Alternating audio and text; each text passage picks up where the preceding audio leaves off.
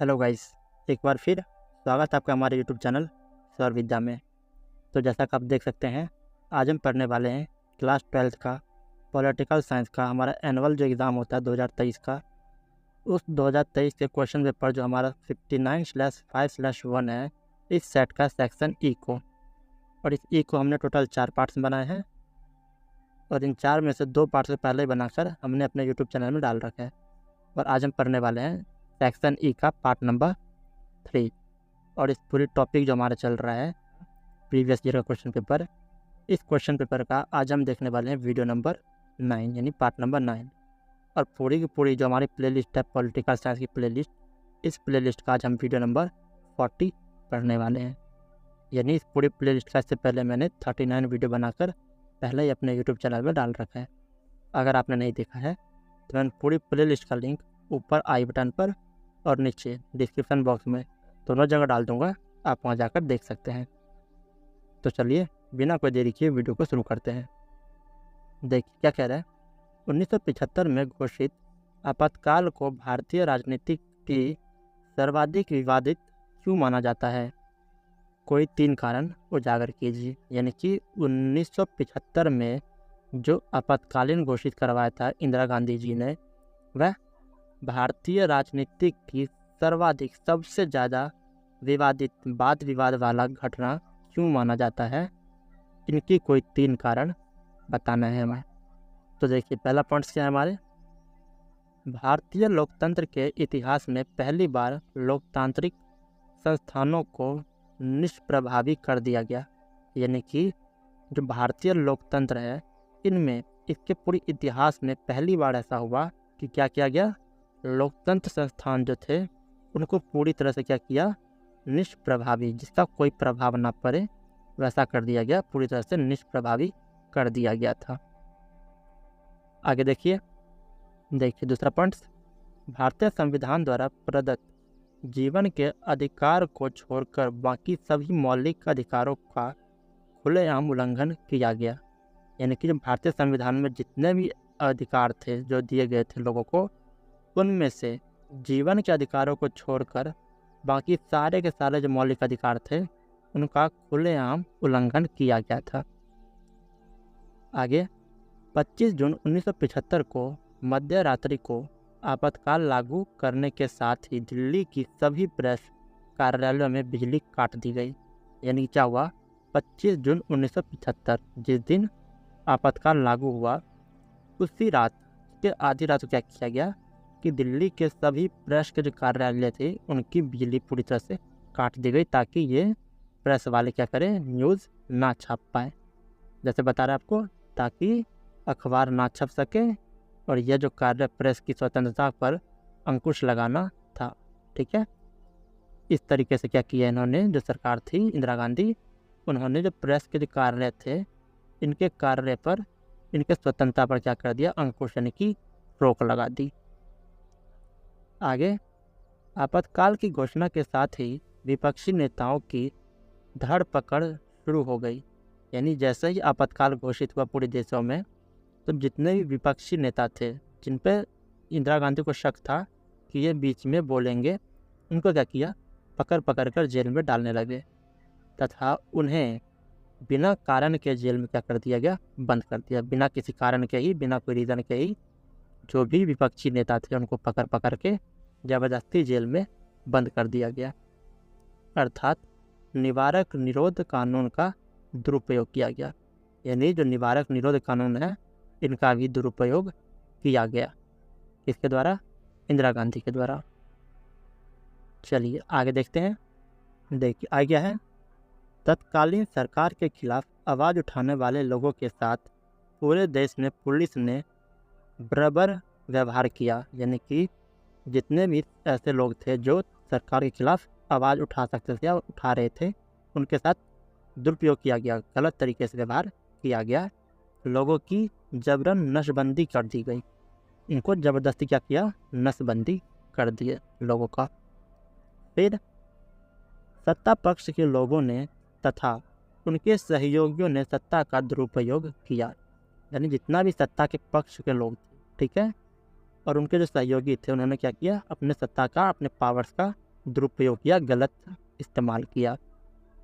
सरकारी पद पर ना रहते हुए भी सरकारी शक्तियों का उपयोग किया गया, यानी ऐसे लोग जो सरकारी पद पर नहीं थे उसके बावजूद भी वो क्या किए, सरकारी शक्ति का इस्तेमाल यानी कि उपयोग किया।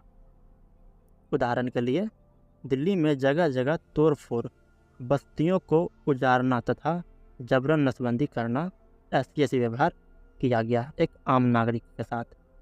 और क्या हुआ, आपातकाल के दौरान संविधान की बुनियादी विशेषताओं में संशोधन करना, यानी आपातकाल के दौरान क्या हुआ कि संविधान की जो बुनियादी विशेषता थी उनमें संशोधन कर दिया गया। फिर देखिए आगे क्या हुआ, कार्यपालिका और न्यायपालिका के मध्य के विवाद भी इस दौरान उजागर हुए, यानी जो कार्यपालिका और न्यायपालिका के मध्य जो विवाद थे वह विवाद भी इसी दौरान उजागर हो गए। सर्वोच्च न्यायालय ने 3 न्यायाधीशों की वरिष्ठता को नकार कर उनके बाद न्यायाधीश को पदोन्नति देने से राजनीतिक विवाद बढ़ा, यानी कि क्या हुआ, सर्वोच्च न्यायालय में 3 न्यायाधीशों की वरिष्ठता को नकार दिया गया, यानी सर्वोच्च न्यायालय में 3 ऐसे न्यायाधीश थे, वरिष्ठ न्यायाधीश थे, को क्या किया, नकार दिया गया। और उसके बाद न्यायाधीशों को पदोन्नति देने से राजनीतिक विवाद बढ़ा, यानी कि अतः उपयुक्त विवाद के कारण 1975 में घोषित आपातकाल को भारतीय राजनीति का सर्वाधिक विवादित घटनाक्रम माना जाता है। यानी इन्हीं सब विवादों के कारण क्या कहते हैं कि 1975 में जो घोषित आपातकाल है, जो भारत के अंदर आपातकाल की स्थिति ला दी थी, वह राजनीति का, भारतीय राजनीति का सर्वाधिक, सबसे ज़्यादा अधिक विवाद होने वाला घटना है। ठीक है, आशा करते हैं क्वेश्चन आपको समझ आ गया होगा। चलिए इसी क्वेश्चन का जो ऑप्शन में दूसरा क्वेश्चन है, अब उन क्वेश्चन को हम देखते हैं।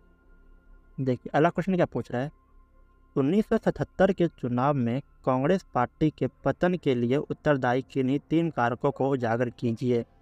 यानी कि 1977 में 1977 के चुनाव में कांग्रेस पार्टी का पतन, यानी कि उनका पतन क्यों हुआ, उनके कोई 3 कारण हमें बताने हैं। तो देखिए क्या है, 1977 के चुनाव में कांग्रेस पार्टी के पतन के लिए उत्तरदायी कारक, आज़ाद भारत में पहली बार 1977 के संसदीय चुनाव में कांग्रेसी पार्टी को बुरी तरह पराजय का सामना करना पड़ा। ठीक है, यानी कि 1977 के चुनाव जो हुआ था उसमें जो हमारे कांग्रेस पार्टी है, इनको बुरी तरह से पराजय मिली, यानी कि पूरी तरह से ये हार गए। तथा केंद्रीय स्तर पर पहली बार गैर कांग्रेस यानी कि जनता पार्टी सरकार का गठन हुआ। यानी 1977 में जब चुनाव हुआ, आपातकाल को हटने के बाद जब दोबारा चुनाव हुआ, तो उस टाइम क्या हुआ कि जो हमारे कांग्रेस पार्टी थी, कांग्रेस पार्टी, इनको हार मिली, ये हार गए पूरी तरह से, और इनकी जगह पे गैर कांग्रेसी यानी कि जनता पार्टी का गठन हो गया। इसके कारण निम्नलिखित हैं, यानी इसके कुछ निम्नलिखित कारण है कि ऐसा क्यों हुआ। देखिए जैसा कि मैंने आपको बताया कि 25 जून 1975 को क्या किया गया था, कांग्रेस पार्टी ने देश में आपातकाल लाया था। यानी कि कांग्रेस पार्टी कौन, इंदिरा गांधी, उस टाइम पे इंदिरा गांधी प्रधानमंत्री थी और इन्होंने ही पूरे देश में क्या किया, आपातकाल घोषित कर दिया, जिसकी कहानी मैंने ऊपर बताया। तो कांग्रेस पार्टी ने क्या किया, 1975 में देश के अंदर आपातकाल ला दिया था, और आपातकाल के बाद सभी लोगों ने जेल रखी थी। इसीलिए जब 1977 में 2 साल बाद दोबारा चुनाव हुआ तो कांग्रेस पार्टी पूरी तरह से हार गई, यानी कि पराजय का उनको सामना करना पड़ा। आगे देखिए क्या हुआ, आपातकाल के पश्चात 1977 के चुनाव में जनता ने कांग्रेस को सत्ता से बाहर कर दिया। यानी आपातकाल जैसे ही ख़त्म हुआ, जब दोबारा चुनाव हुआ 1977 में, तो क्या किया, जनता ने कांग्रेस को सत्ता से पूरी तरह से बाहर धकेल दिया। ठीक है, इनको किसी ने वोट नहीं दिया, इसके कारण कांग्रेस पार्टी हार गई पूरी तरह से। फिर देखिए आगे क्या हुआ, 1975 के आपातकाल से यह अनुभव प्राप्त हुआ कि जो सरकारें लोकतंत्र विरोधी होती है उन्हें मतदाताओं द्वारा कड़ी सजा दी जाती है। यानी कि 1975 के आपातकाल लगने से क्या पता चला कि जो भी सरकारें लोकतंत्र के विरोध काम करेगा उन्हें मतदाताओं द्वारा कड़ी सजा दी जाती है। यानी कि वोटर्स द्वारा उनको कड़ी सजा दी जा सकती है, उन्हें दोबारा नहीं जीतेंगे। उन्हें सत्ता से बेदखल कर दिया जाता है। यानी कि ऐसी पार्टी को सत्ता से बेदखल कर दिया जाता है जिस तरह जनता पार्टी यानी कि कांग्रेस पार्टी को हटा दिया गया, उनका पतन किया गया। वैसे ही आगे क्या है, 1977 के चुनाव में कांग्रेस पार्टी के पतन का एक कारण यह भी था कि कांग्रेस पार्टी के विरुद्ध विपक्षी दल एकजुट हो गए थे। यानी कि जितने विपक्षी दल थे, आपको मैंने पीछे बताया था कि कांग्रेस पार्टी यानी इंदिरा गांधी ने क्या किया था 1975 में आपातकाल लाने के बाद कि जितने विपक्षी दल थे इनको बिना किसी कारण जेल में डाल दिया। तो जैसे ही आपातकाल हटा तो जितने भी विपक्षी दल थे वे सारे एकजुट हो गए, सारे मिल गए और मिलकर कांग्रेस पार्टी को हटा दिया, सत्ता से हटा दिया। सभी विपक्षी पार्टी ने मिलकर जनता पार्टी का गठन किया। यानी इन सभी विपक्षी दल जो थे वे सारे मिलकर और एक जनता पार्टी का गठन किया और यह सुनिश्चित किया कि गैर कांग्रेस वोट विभाजित नहीं होने चाहिए। यानी कि उन्होंने यह सुनिश्चित किया कि गैर कांग्रेसी वोट जो है वह विभाजित नहीं होने चाहिए, ये टूटने नहीं चाहिए, ताकि कांग्रेस का पराजित किया जा सके, ताकि कांग्रेस जो है उनको हराया जा सके, उनको पराजित किया जा सके। आशा करता हूँ यहाँ तक आपको समझ आ गया होगा। चलिए आगे देखते हैं। देखिए आगे क्या है, 1977 के चुनाव में कुछ लोग कांग्रेसी भी थे। यानी 1977 में जब चुनाव हुए थे इनमें कुछ लोग कांग्रेसी भी थे, कांग्रेस के वोटर्स भी थे जो आपातकाल लगाने के विरोध थे। यानी कुछ ऐसे भी कांग्रेस थे जो आपातकाल लगाने के विरुद्ध थे। उन्होंने 1977 के चुनाव में कांग्रेस पार्टी का साथ छोड़ नई पार्टी बना ली। यानी कुछ ऐसे कांग्रेस के नेता थे जिन्होंने आपातकाल लगवाने के जो विरुद्ध थे, फिर भी उनको मजबूरन उनकी पार्टी द्वारा आपातकाल घोषित करवा दिया गया, जिसके कारण उन्होंने क्या किया, 1977 में जब दोबारा चुनाव हुआ तो वह जो पार्टी थी, वह जो नेता थे, वह अपना दल बदल लिया। यानी कि उन्होंने अपनी नई पार्टी बना ली या दूसरी पार्टी में क्या हो गए, शामिल हो गए या फिर चुनाव से दूर रहे। आगे क्या हुआ, जनता पार्टी ने 1977 के चुनावी प्रचार के दौरान आपातकाल पर जनमत संग्रह बना दिया। यानी जो जनता पार्टी थे उन्होंने 1977 के चुनावी प्रचार के दौरान आपातकाल पर एक जनमत संग्रह बना दिया। उन्होंने आपातकाल का भयंकर विरोध किया, जिसके कारण क्या हुआ कि जनता पार्टी का काफ़ी तेज़ी से विकास हुआ और विपक्षी पार्टियां एकमत होती चली गई। यानी जितनी विपक्षी पार्टी थे वह धीरे धीरे जनता पार्टी के साथ मिलने लगी और ये पूरी तरह से एक साथ यानी कि जुड़ने लगी। 1977 के चुनावों में कांग्रेस पार्टी के खिलाफ विपक्ष ने लोकतंत्र बचाओ के नारा पर चुनाव लड़ा। यानी 1977 के चुनाव में जो विपक्षी पार्टी थे, कौन, जनता पार्टी, इन्होंने क्या किया, लोकतंत्र बचाओ इस नारे पर चुनाव लड़े, क्योंकि आपातकाल की वजह से लोकतंत्र का पूरी तरह से दुरुपयोग किया गया, लोकतांत्रिक व्यवस्था को पूरी तरह से तहस नहस किया गया था।